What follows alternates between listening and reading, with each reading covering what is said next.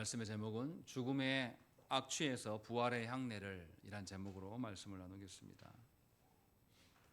본문은 예수께서 십자가 사역을 성취하심과 주님의 십자가 사역에 대한 사람들의 반응이 두 부류로 엇갈리고 있는 것을 보여줍니다. 우리는 예수께서 십자가 사역을 어떻게 대하고 있는지를 예수님의 마지막 순간까지도 살펴볼 수가 있고, 주님의 십자가 사역 앞에서 우리는 또한 어떤 태도를 취해야 될지, 우리에게 주어진 하나님의 사역이 우리 안에 어떻게 구현되어야 될지를 돌아볼 수가 있습니다. 그래서 오늘은 이 말씀을 통해서 주님이 십자가에서 무엇을 이루시고 끝까지 어떤 방식으로 서 있는가, 또 예수님의 십자가 사역 앞에서 사람들은 어떻게 반응하는가를 보려고 합니다. 먼저 보시면 28절부터 30절 말씀에 주님이 죽으시기 직전까지 무엇을 하셨는가가 나타나 있습니다. 십자가는 하나님의 진노가 드러나는 자리입니다. 그래서 모든 존재하는 것들이 가장 두려워한 자리가 십자가의 자리입니다. 가장 수치스럽고 가장 감당하기 힘든 자리가 그 십자가의 자리입니다. 그런데 주님은 그 수치스럽고 가장 두려운 그 진노의 자리에서 끝까지 하나님의 계획, 하나님의 뜻을 성취하시는 것을 보여줍니다. 성부의 진노로 인하여서 사망에 이르는 순간까지 주님은 성부의 뜻에 온전한 순종이 무엇인가를 우리에게 알려주십니다. 그렇다면 구체적으로 어떻게 순종하셨는가를 우리는 봐야 되는 것이죠. 28절을 보십시오. 좀 이상한 구절이 있습니다. 그 후에 예수께서 모든 일이 이미 이루어진 줄 아시고 그 다음에 성경을 응하게 하려 하사라는 것이죠. 이거는 논리적으로 좀 글이 이상해요. 모든 일이 이미 이루어졌다. 모든 일이 이루어졌어요. 이루어졌으면 또 성경을 응하게 하는 것이 있을 필요가 있습니까? 없습니까? 없는 거죠. 그런데 요한은 왜 이렇게 기록했을까라는 것이죠. 뭘 말하려고 하는 것인가 라는 것을 우리는 잘 알아들어야 됩니다. 먼저 주님은 모든 일이 이미 이루어진 줄 아셨다라고 밝히고 있습니다. 사람들 중에 아무리 경건한 사람이라 할지라도 하나님의 그 사명의 시작과 끝을 명확히 아는 사람은 아무도 없습니다. 그러나 주님은 성부께서 명하신 사명의 그 시작과 끝을 명확히 알고 계심을 성경은 말씀하고 있습니다. 그런데 이상하지 않습니까? 예수께서 아직 죽지 않으셨고 또 부활하셔야 되고 승천하시고 하나님 보좌 우편에 앉으셔서 다스려야 될 그런 일들이 있음에도 불구하고 주님이 다 이루어졌다는 식으로 말씀하고 있는 겁니다. 이것은 하나님의 그 뜻에 대해서 어떠한 장애물도 있을 수 없다는 것을 강조하고 있는 것입니다. 다시 말하면 예수님은 십자가에서 숨이 끊어지고 죽게 되시더라도 하나님의 뜻은 완벽하게 성취될 것이라는 것을 이미 알고 계셨다라는 그 말씀입니다. 이렇게 하나님의 뜻이 온전하게 이루어진다라는 것 사실을 진심으로 우리가 믿고 안다면 우리는 어떠한 유혹과 어떠한 강압에서도 우리는 흔들리지 않을 수 있게 됩니다. 여러분들이 진실로 여러분들의 인생과 육신을 갖고 있는 이 땅에서의 삶과 죽어서 영원한 하나님 나라에서 함께 살아가는 일들이 모두 하나님 앞에서 온전하게 그대로 성취될 것을 믿는다라면 저와 여러분들은 이 세상의 그 화려함이나 이 세상의 권력 앞에 주눅들거나 위축될 이유가 하나도 없다라는 것입니다. 다시 말하면 우리가 살아가면서 하나님께서 주신 구원 앞에서 자꾸만 흔들리는 것은 우리가 하나님을 향한 온전한 신뢰가 없다라는 증거일 뿐이에요. 다른 게 없습니다. 상황 때문에 그런 것이 아니라 우리의 믿음 없음 때문에 그렇게 된 것이라는 것이죠. 그러나 주님은 십자가에서 어떤 십자가입니까? 하나님의 진노가 완전히 드러나는 어떤 자리보다 수치가 어떤 자리보다 감당할 수 없는 그 두려움이 완전히 바라는 그 자리 안에서 주님은 그래도 자신의 목숨이 끊어져가는 순간 속에서도 성부의 뜻은 반드시 이루어진다라는 그 확신을 갖고 계셨고, 그래서 변함없이 십자가에서 죽음에 이르기까지 순종하는 모습을 우리에게 보여주실 수 있었다라고 사도 요한은 우리에게 말씀하고 계신다는 것입니다. 다시 말하면 예수님은 성부의 뜻대로 되어질 것이기 때문에 십자가에서 자기의 의지대로가 아니라 성부께 자신을 의탁하면서 하나님의 일들을 끝까지 이루셨다라는 것을 보여주는 것입니다. 그런 점에서 우리 신앙인들의 믿음의 어떠함을 살펴보셔야 돼요. 여전히 자기에게 믿음의 어떠함을 두고 있는 사람은 늘 상황으로 인하여서 흔들릴 것입니다. 늘 갈피를 못 잡아요. 늘 후회하는 삶을 살 것입니다. 그러나 성부의 뜻대로 되어진다는 것을 믿고 성부의 뜻대로 내 인생과 나의 장래가 정해졌다라고 믿는다라면 우리는 성부를 의지함으로 말미암아서 한결같이 주께서 인도하시는 그 길을 걸어갈 수가 있음을 주님이 십자가에서 보여주고 계신다는 것입니다. 두 번째로 우리가 생각해야 될 것은 주님이 목마르다라고 말씀하신다는 것입니다. 온전한 사람으로 이 땅에 오셨기 때문에 주님이 갈증을 느끼십니다. 그러나 좀 이상하지 않습니까? 주님이 언제 목마르다 하셨는지를 잘 보셔야 돼요. 요한은 의도적으로 28절 안에 주님의 목마르시담을 설명하고 있는 겁니다. 주님의 성부의 뜻이 모든 일이 이미 이루어진 줄 아신 이후에서라야 주님은 자신의 목마름을 밝히고 계신다라는 점에서 우리는 우리 자신을 돌아봐야 됩니다. 주님은 자신의 사역을 이루는 이에 먼저 두셨어요. 그리고 그것이 성취되었을 때라야, 그 이후에라야 자신의 목마름을 드러내셨습니다. 그러나 우리는 하나님의 뜻을 이루기보다는 나의 결핍과 나의 목마름에 치중하는 경향이 매우 강합니다. 조금만이라도 나에게 내 인생에서 또는 내 가정에서의 인생에 갈증이 느껴지면 우리는 견디지 못하고 그것으로 인하여서 하나님의 사명을 과감하게 던져버리는 경향이 있습니다. 심지어 조국 교환에는 하나님께 말씀의 사역자로 부름을 받았음에도 불구하고 자녀의 갈증으로 인하여서 하나님의 뜻을 저버리는 자들이 종종 드러나곤 합니다. 이것이 우리의 한계입니다. 그러나 예수님은 끝까지 매우 꼼꼼한 태도를 취하고 있습니다. 더군다나 주님은 자신의 목마름을 밝히심으로 또 다른 것을 이루시기 위해서 활용하고 계시는 것을 우리는 알 수가 있습니다. 시편 69편 21절 말씀에 그들이 쓸개를 나의 음식물로 주며 목마를 때에는 초를 마시게 하였사오니 라고 되어 있습니다. 이것은 예수 그리스도께서 어떻게 당하실 일들인가를 보여주는 것이고, 이것을 이루게 하시려고 주님은 의도적으로 목마름을 밝히고 그 시편의 말씀을 자신에게서 성취되게 하고 계심을 우리는 알 수가 있습니다.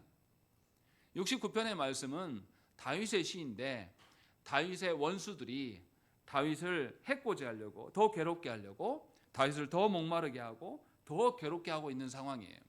그런데 다윗의 그 갈증을 예수께서 이루심으로 그 구원의 목마름을 해소하고 계시는 것이 오늘 말씀의 성취입니다. 다윗까지도 예수님의 성취하심 안에서 목마름을 해결할 수가 있다라는 것을 요한은 우리에게 알려주고 있는 것이죠. 이처럼 주께서 온 인류의 목마름을 해소하시기 위하여서 십자가 사역을 성취하셨고, 십자가 사역의 참된 의미를 드러내기 위하여서 자기 자신의 육적인 목마름을 밝히고 계신 것입니다. 주님은 이처럼 자신의 갈증까지도 하나님의 구원 사역의 방편으로서 활용하고 계심을 우리는 알 수가 있습니다. 그렇다면 저와 여러분들은 기억하셔야 됩니다. 하나님께서 인생에 살아가는 데 있어서 나에게 드러난 결핍과 갈증까지도 하나님의 구원 사역의 도구로 사용될 수 있도록 우리는 적절한 시기에 드러내야 될 그 인내와 참음이 있어야 한다는 것입니다.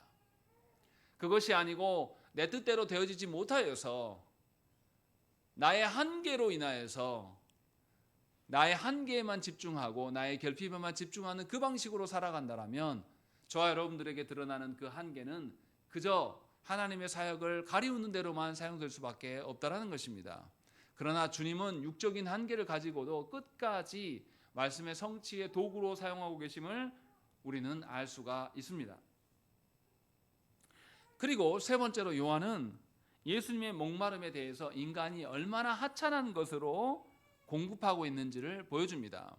예수님은 가나안 혼인잔치에서 거기에 참여한 손님들에게 물로 포도주를 공급하심으로 그 어느 최상급 포도주와 비교할 수 없는 것임을 보여주셨습니다. 그래서 그 잔치에 기쁨을 더해주셨습니다. 그런데 예수님이 목마르실 때에 인간들은 고작 오늘 본문에 나온 것처럼 신포도주만을 내밀고 있고 거기에 우슬초를 데워서 드리는 것 정도밖에 되지 않는다는 것입니다. 이것은 예수님의 갈증을 해소하려고 하는 것이 아니라 예수님의 갈증을 가지고 예수님을 조롱하는 것입니다. 그래 네가 갈증을 느끼니 얼마나 견디나 보자. 이렇게 먹지 못할 이미 쉬어버린 이 포도주도 네가 목마르면 먹겠지 라고 하면서 조롱하는 방식으로 대하는 것이 인간이 하나님께 드리는 정도의 것일 뿐이에요. 무슨 말입니까? 저와 여러분들 가운데 아무리 존귀한 것이라 할지라도 하나님께는 아무런 가치가 없는 겁니다.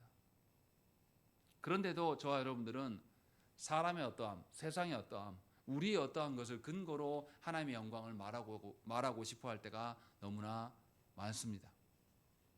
저와 여러분들의 영광은 아주 하찮은 것이에요. 이 땅에서 그러한 영광이 없어도 상관이 없어요.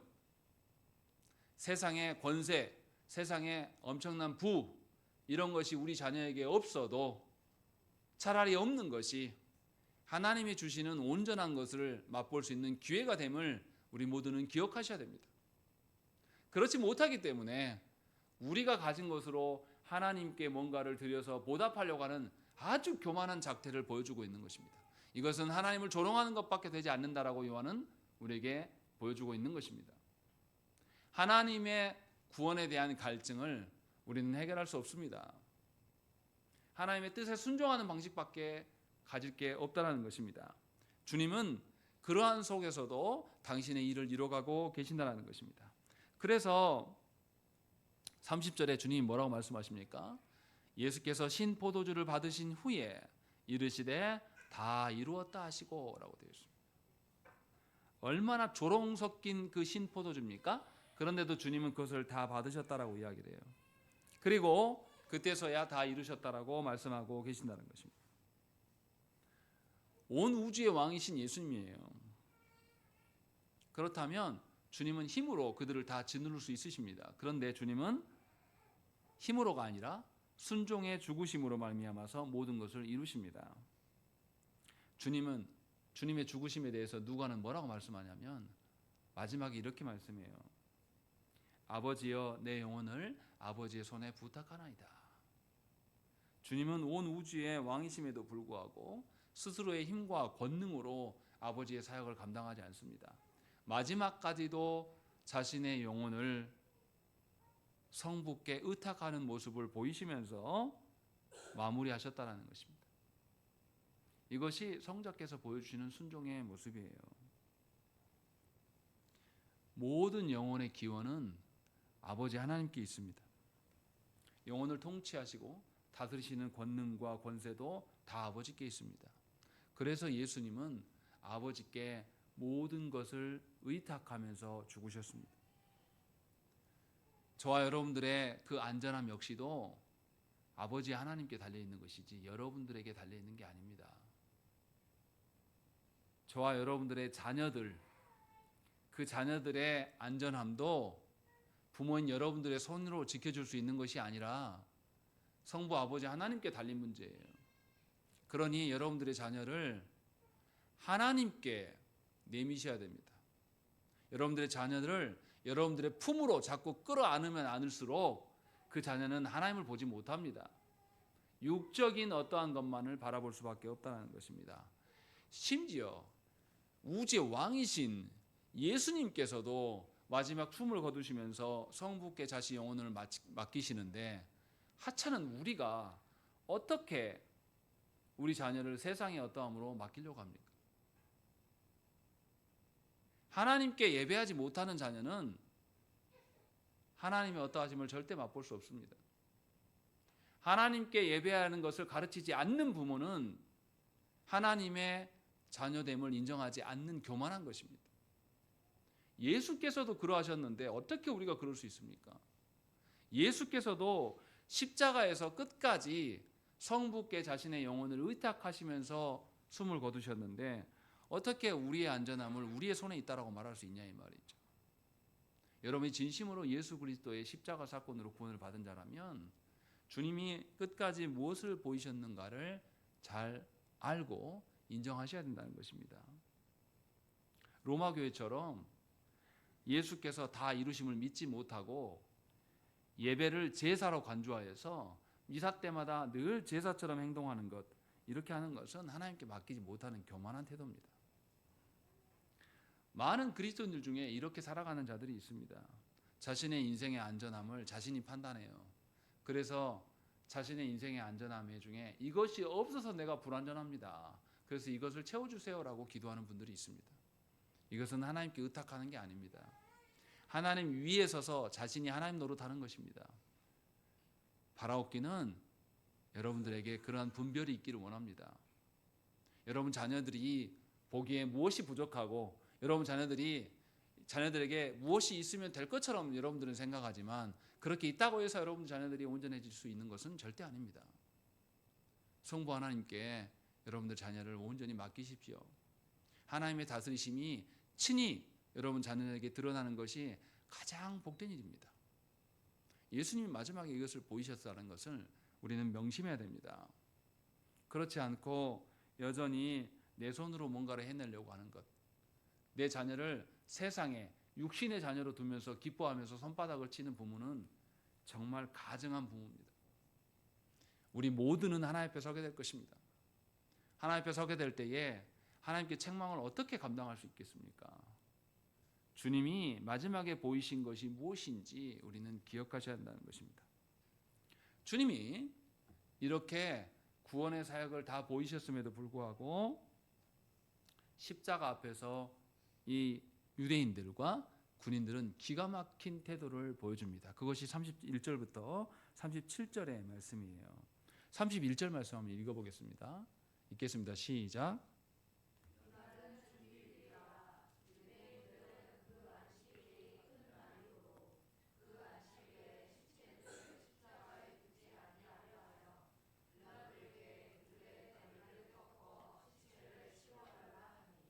예, 31절의 유대인들의 의도를 우리는 잘 살펴야 됩니다.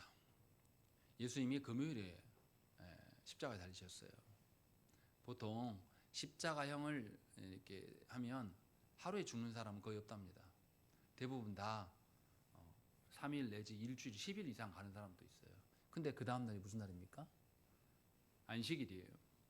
그러니까 유대인 입장에서는 이러한 안식일 날에, 거룩한 날에 이 죄인들이 나무에 매달려 있으면 안 돼요. 하나님의 저주를 받는 것이기 때문에.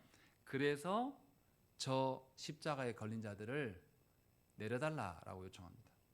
근데 그냥 내리는 게 아니라 다리를 꺾어달라고 이야기합니다. 다리를 꺾어달라는 건 뭐냐면 죽여달라는 겁니다. 빨리 죽여서 저 십자가의 시체를 치워주십시오. 이것이 우리 안식일을 지키는 방식입니다. 이렇게 말하고 있는 겁니다. 유대인들은 스스로 하나님의 언약 백성이라고 하는 자들입니다. 그런데 그들에게 하나님의 긍휼이 드러납니까? 아니에요. 자기들의 종교적인 어떤 것을 지켜내기 위해서 숨이 붙어있는 자들을 죽여달라고 요청하는 겁니다.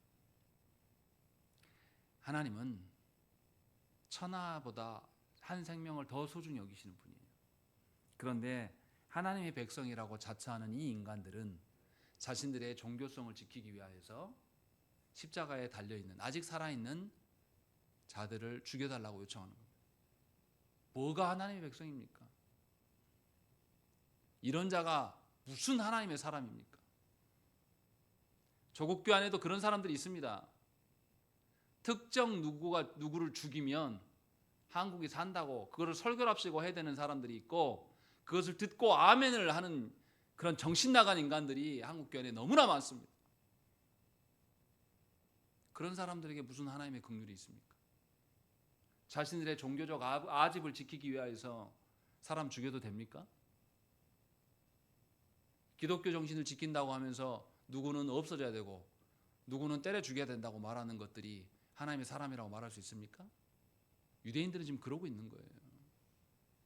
십자가의 고통이 너무 크니까, 저들이 너무 고통스러울 것 같으니까 빨리 숨을 거두게 해서 고통을 제거해 주세요, 이런 취지로 말하는 게 아닙니다. 그냥 자기들의 종교성을 지키기 위해서 그거 하나를 지키려고 목숨을 앗아가세요, 이 말하고 있는 겁니다. 얼마나 이것이 더러운 일입니까? 하나님의 이름을 운운하지만 사실은 하나님을 몹쓰게 보이는, 하나님의 이름에 먹칠하는 행동인 것이죠. 사실은 안식일을 온전히 지킨다는 의미는 뭡니까? 그 날만 지키는 게 아니에요. 주일을 온전히 지킨다는 것은 그 날만을 지키는 게 아닙니다.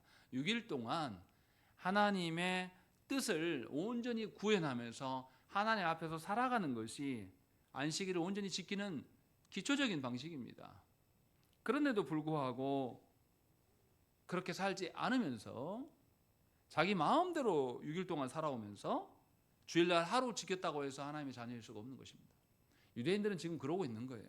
마치 조국교회 성도들이 주일 하루만, 주일 예배만 지키면 끝나는 것처럼 생각하는 것처럼 그렇게 보여주고 있는 것이죠. 심지어 하나님의 백성이라는 사람들이 메시아를 빨리 죽여주세요 라고 말하는 것과 똑같은 것입니다. 이게 얼마나 교만한 일입니까? 코로나 팬데믹 기간 동안에 조국교회가 보여준 모습이 바로 그런 거였습니다.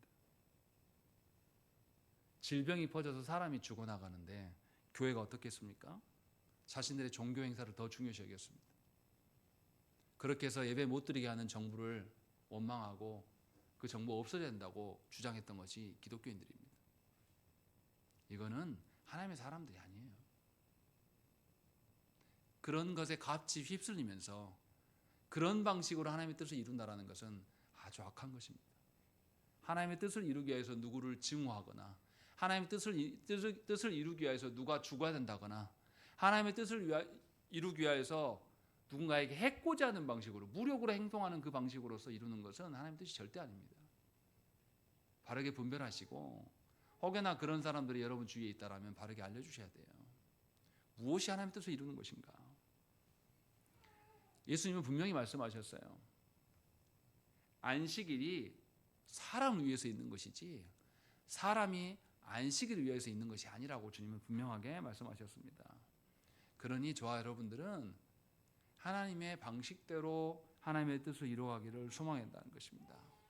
하나님은 자녀들의 한 영혼을 천하보다 귀하게 여기셨습니다. 그러니 우리도 생명을 존중해야 된다는 것입니다. 그런데 유대인들의 이러한 악한 태도, 예수님의 십자가 상황 속에서도 이들의 그 악한 태도에도 불구하고 어떤 일이 벌어지냐면 32절 보십시오. 요한은 구별합니다. 군인들이 가서 예수와 함께 못 박힌 첫째 사람과 또 그 다른 사람의 다리를 꺾었다.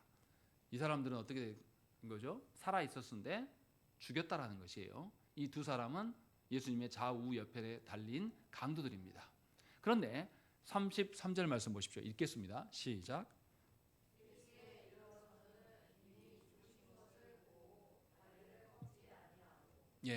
예수님이 이미 죽으셨다. 그래서 다리를 꺾지 않았다 라고 말씀해요. 도대체 무슨 말 하려고 하는 걸까요? 왜 예수님이 이렇게 빨리 죽으셨을까요? 예수님이 십자가에 달리기 전에 밤새 신문당하고 채찍에 맞고 혹독한 고난을 당하셨기 때문에 몸이 극도로 나빠져서 빨리 죽으셨을까요? 그 말을 하고 있는 게 아닙니다. 예수님은 자신의 생명을 취할 권세도 있고 버릴 권세도 가지신 분이십니다. 주님은 누가 억지로 주님의 생명을 강제로 빼앗을 수 있는 그런 분이 아닙니다. 주님은 하나님께 자신의 의지를 들여서 자신의 생명을 들이셨다라는 거예요. 그래서 다리가 꺾이지 않았다라고 성경은 말씀하고 있는 것입니다. 우리는 그럴 수 없어요. 우리는 우리의 생명을 하나님께 드리고 싶을 때 드릴 수가 없어요. 그래서 우리가 그런 말 하지 않습니까? 나는 건강하게 몇 살까지만 살다가 딱 죽었으면 좋겠다. 이틀만 아프고 죽었으면 좋겠다. 노인들이 그런 말을 자꾸 하세요. 왜냐하면 지저분하게 살고 싶지 않기 때문에. 그 마음은 충분히 이해가 되지만 사람의 생명이 그렇게 되는 경우가 있습니까? 없어요. 우리 중에 누구도 우리의 생명을 하나님께 온전히 드리지 못합니다. 그러나 주님은 자신의 의지로 하나님께 자신을 산 제물로 어린 양으로서 바쳤다라는 것이 요한의 기록의 의도입니다. 예수님이 이렇게 분명한 하나님께 드림으로 자신을 드렸습니다. 그런데 이렇게 예수님이 하신 것이 참이다라고 말합니다. 요한은 이 참된 것의 근거로서 36절과 37절에 성경을 제시합니다. 35절 보십시오. 이를 본 자가 증언하였으니 그 증언이 참이라. 그가 자기의 말하는 것이 참인 줄 알고 너희로 믿게 하려 함이다 라는 것이죠. 무슨 말입니까? 예수께서 자기 생명을 드리심이 참이다. 그래서 다리에 꺾지 않으심, 성경대로 이루어진 것이 예수님의 권능이시다.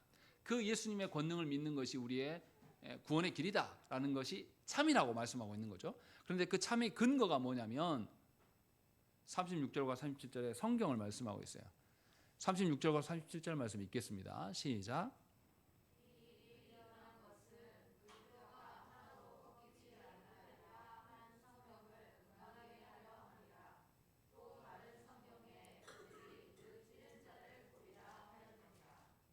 예, 보시면 36절에 그 뼈가 하나도 꺾이지 아니하리라 한 성경. 그 성경 어디입니까? 각주에 나와 있잖아요. 출애굽기 12장 46절 말씀, 또 민수기 9장 12절, 시편 34편 20절 말씀 이렇게 나와 있어요. 그 말씀이 그대로 성취된 것이기 때문에 참이다라고 말하고 있는 것이고, 37절에 그들이 그 찌른 자를 보리라 하였던 것들, 이것도 스가랴서 12장 10절 말씀이 성취되었다라고 말씀하고 있는 겁니다. 여기서 이제 우리는 이 의미를 살펴야 돼요. 먼저 우리가 봐야 될 게 뭡니까? 요한이 참이라고 말한 근거를 어디서 가져왔어요? 성경에서 가져왔습니다. 여러분들이 예수를 믿는 사람이라면 여러분들이 참됨은 어디에서 가져와야 됩니까? 말씀에서 가져와야 됩니다. 자기 자신에서 가져오는 사람들이 있어요.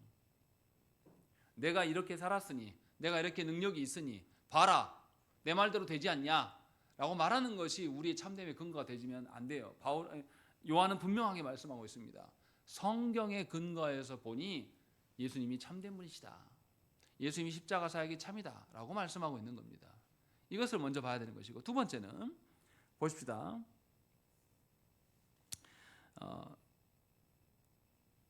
36절 말씀이 시편 34편 20절의 말씀인데, 그의 모든 뼈를 보호하심이여 그 중에서 하나도 꺾이지 아니하도다 라고 되어 있습니다.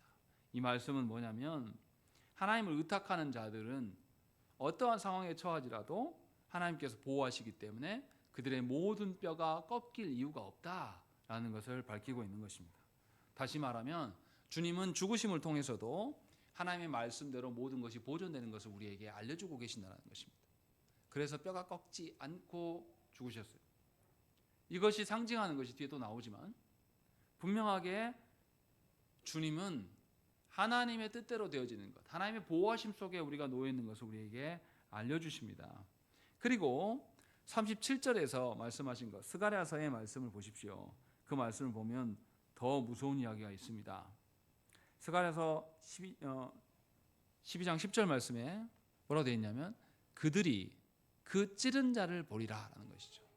누가 누구를 찔렀습니까? 오늘 본문에서요. 누가 누구를 찔렀습니까? 아니요. 군인들이 예수님의 옆구리를 창으로 찔렀어요. 근데 그 찌른 자들이 누구를 보는 거예요? 찔림을 받은 그분을 보게 될 것이다 라고 말씀하고 있어요. 다시 말하면 예수님이 죽으셨다는 거예요? 죽지 않으셨다는 겁니다. 죽으셨죠. 죽으셨으나 다시 사시고 그 주님 앞에 그들이 예수님을 보게 될 거다라는 거죠. 생각을 해보십시오. 자기가 죽였는데 죽지 않고 살아나서 자기 앞에 서 있어요. 그리고 와서 아무 말도 하지 않고 눈만 바라보고 있어요. 그래도 그 마음 심령이 어떠하겠습니까? 자기가 죽인 사람인데 와가지고 보고만 있어요. 그것만 해도 두려운 이야기예요. 그런데 그분이 부활하셔서 모든 구원주로 오셔서 그 앞에 서겠다라는 것이죠. 이렇게 보여주고 있는 거예요. 너희가 부인했던 너희의 안위를 위하여서, 너희의 결핍을 위하여서 부인했던 예수 그리스도께서 훗날 너희 앞에서 서게 될 텐데 너희 두 눈으로 그 주님의 눈을 보게 될 것이다 라는 것을 지금 요한이 말씀하고 있는 것이죠. 경고하는 겁니다. 이 말씀을 본 우리들에게 경고하시는 거예요. 너희도 그 군인들처럼 함께 예수님의 옆구리에 창을 찌른 자들이 아니냐. 너희들의 인생의 편리를 위하여서, 너희들의 이름값을 위하여서, 너희의 안위를 위하여서 하나님의 뜻을 저버리고 산 적이 어디 한두 번이냐. 그렇게 예수님을 찌른 너희들이 훗날 부활하신 주님의 앞에 서게 될 것이고 주님을 마주하게 될 것이다 라고 말씀하고 있는 것입니다. 이 말씀은 요한계시록에도 나타나요. 요한계시록 1장 7절 말씀에 각 사람의 눈이 그를 보겠고 그를 찌른 자들도 볼 것이다 라고 말씀하고 있는 것입니다. 우리 모두는 부활하신 주님 앞에 서게 될 것이고 주님을 부인하고 주님을 외면함으로 주님을 찌른 그 일에 대해서 주님은 우리에게 물으실 것이라는 거죠. 그것을 오늘 본문에서 보여주고 있는 것이에요. 십자가에서 끝까지 순종을 보이신 그 주님이 우리 앞에 다시 서게 될 것입니다. 끝까지 자기를 우리를 위하여서 희생의 어린 양으로서 자신의 의지대로 생명을 하나님께 드렸던 그분이 우리 앞에 다시 서서 우리에게 물으실 거예요.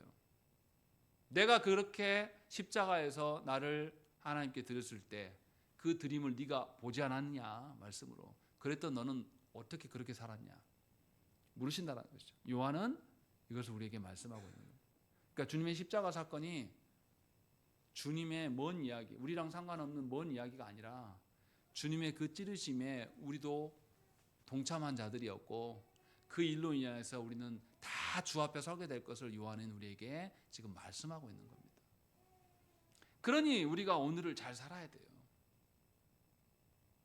주님이 보이신 십자가의 그 순종 앞에 합당하게 우리가 살고 있는지를 점검해야 한다는 것이죠. 그것을 요한은 우리에게 권면하고 있는 겁니다. 우리가 잘 못 살기 때문에 호통치면서 우리를 괴롭게 하려고 하는 말이 아니라 주님 앞에 서게 될 날을 알려주면서 우리에게 권면하는 거예요. 주 앞에 서게 될 날을 생각하면서 오늘을 잘 사십시오. 주님 앞에 섰을 때에 주님이 어떤 주님의 얼굴을, 주님의 눈빛을 여러분들이 어떤 낯짝으로 보려고 그럽니까? 라고 요한이 지금 말씀하고 있어요. 놀라운 것은 38절부터 전혀 다른 두 인물이 나타납니다. 예수님의 제자들 중에 누구도 예수님의 장사를 감당하지 않습니다. 그런데 아리마대 요셉과 니고데모가 예수님의 장례에 참여하고 있는 것을 보여줍니다. 마태는 아리마대 요셉을 부자이며 예수님의 제자로 밝힙니다. 마가는 아리마대 요셉을 존경받는 공회원이며 하나님 나라를 기다리는 자라고 밝힙니다. 누가는 이 아리마대 요셉을 공회의원으로 선하고 의로운 사람이며 사내들인 공의회의 결의와 행사에 찬성하지 아니한 자요 하나님의 나라를 기다리는 자라고 밝히고 있습니다.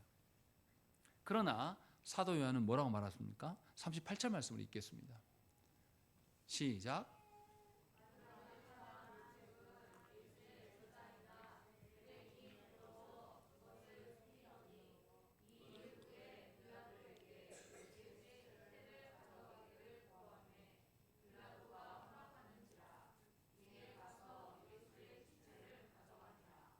여기 보면 요한은 아리마대 요셉에 대해서 비판적으로 쓰고 있습니다.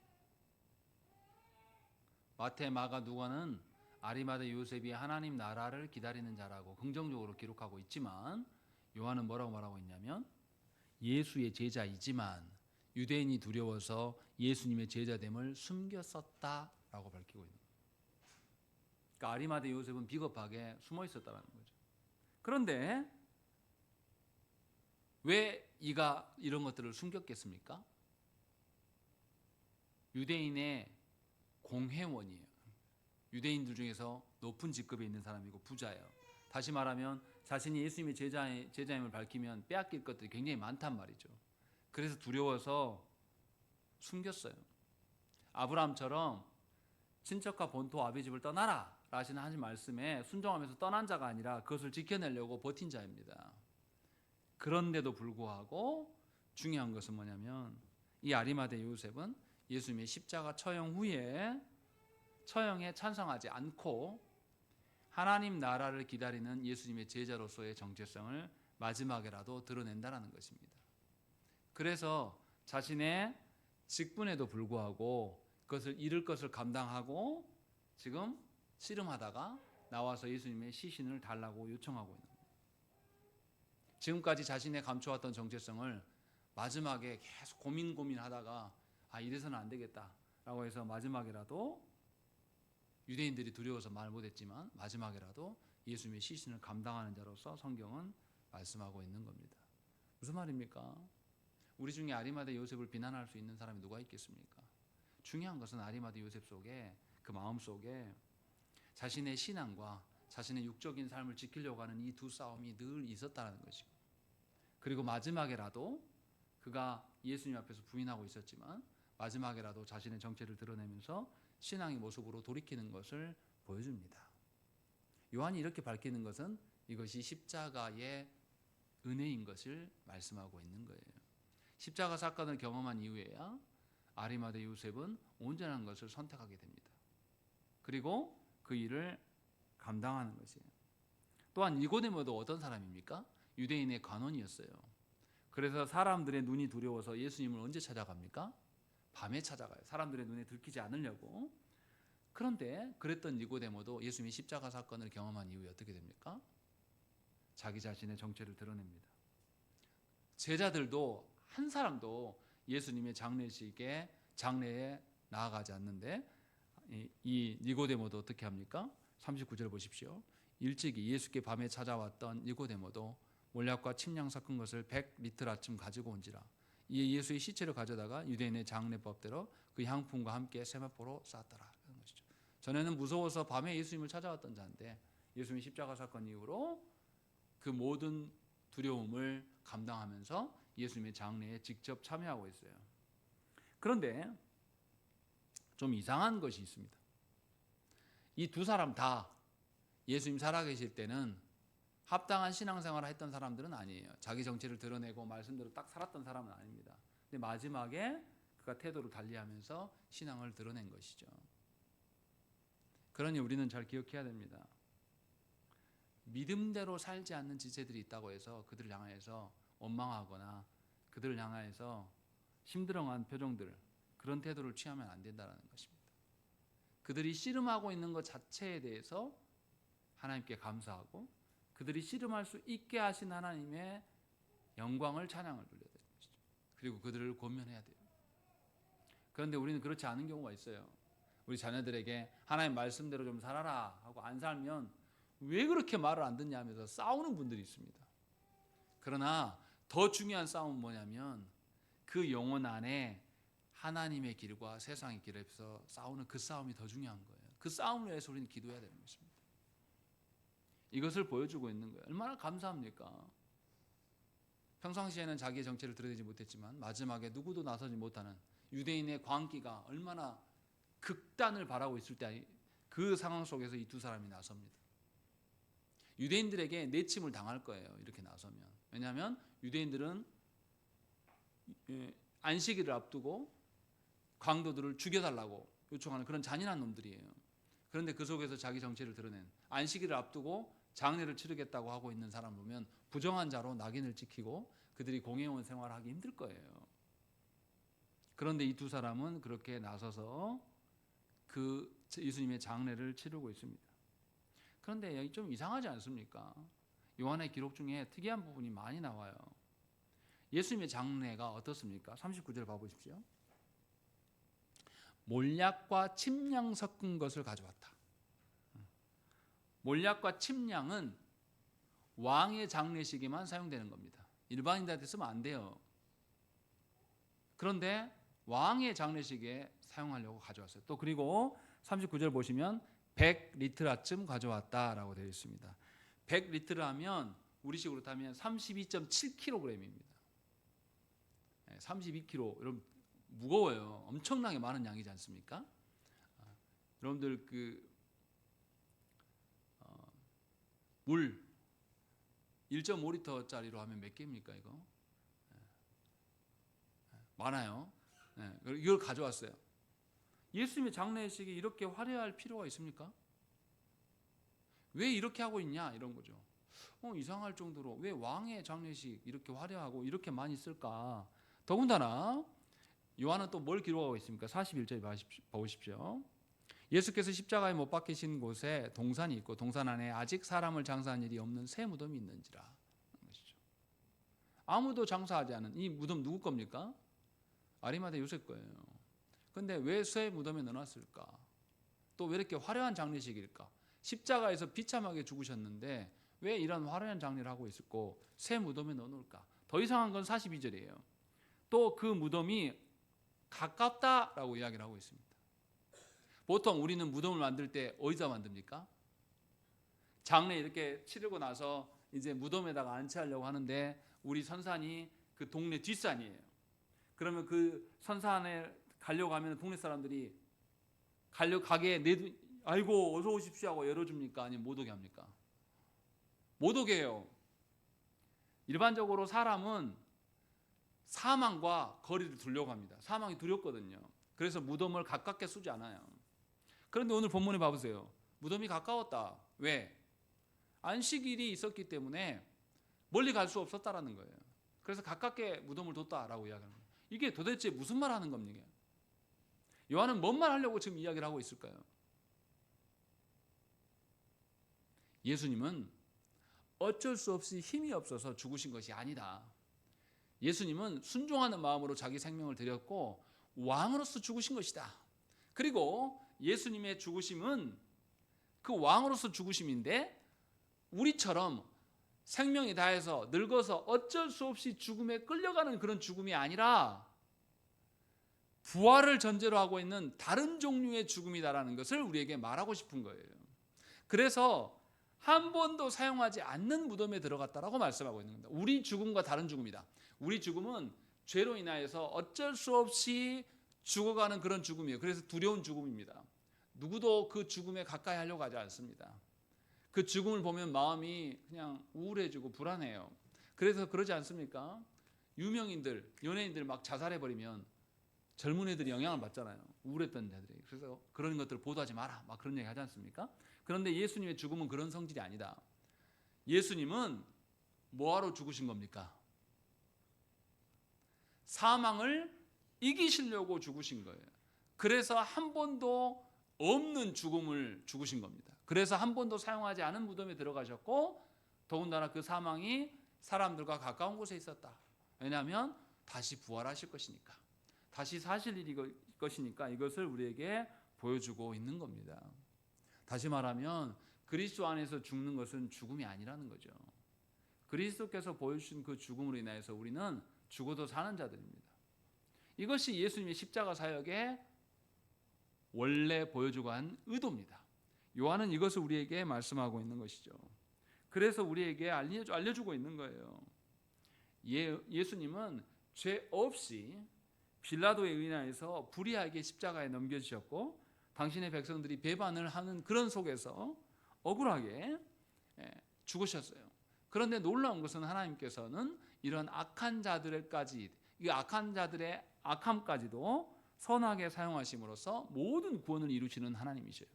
그러니 저와 여러분들에게 벌어지고 있는 불의한 일들, 저와 여러분들에게 벌어지고 있는 원통한 일들까지도 하나님은 선하게 사용하신다는 것을 우리가 믿어야 된다는 것입니다.